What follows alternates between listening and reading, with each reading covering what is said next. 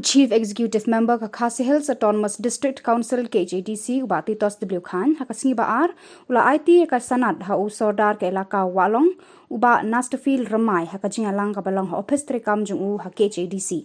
Ya kate ka sanad u CEM ula IT harangkat ka jingdon lang u executive member ka elaka ba Jamborwar nangta u MDC ka Shala ba Tenwel Khar badru u deputy secretary ka tanat elaka. Ya sedang lo anika jing ai jungi ya kanika sanap kabalong ka jing perskan ya ka jing nong soda pura jong ni ba nasta fil mai jong tawa long leadership dia nak dia ka jongan ni kong ai play yang em in charge ni apa ya ka lakau la punya ti ni ka election nang tang ai play ya local MDC ba ting nakapol sa kapol na kitya ng banta kung nuban niyo at pandap no ikaw ni sukumen ba banta nala oy ni banta ban ay no ni sanat banta si papumjuru ya deputy secretary jungi belum officer ba ni ni tanat ilaka ni ko office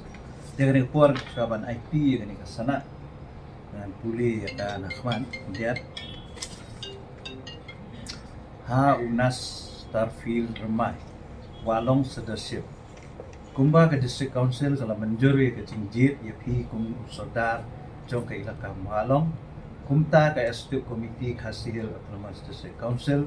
kat kum ka bor balapan khampi haka da section 5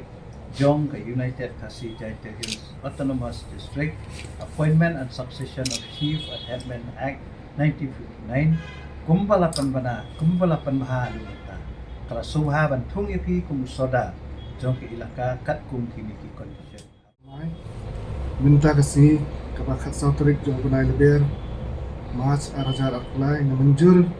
ikiti kendon baro anen bat diang ya kam soda jong ke ilaka walong kumbala pin khamti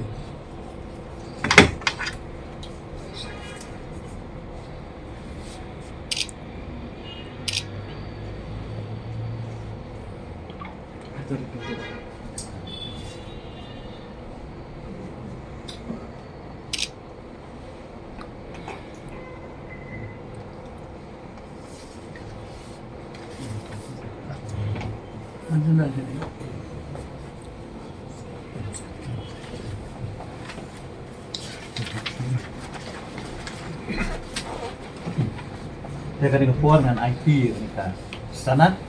hai sodar yang bawa long leadership ba nasta fil remai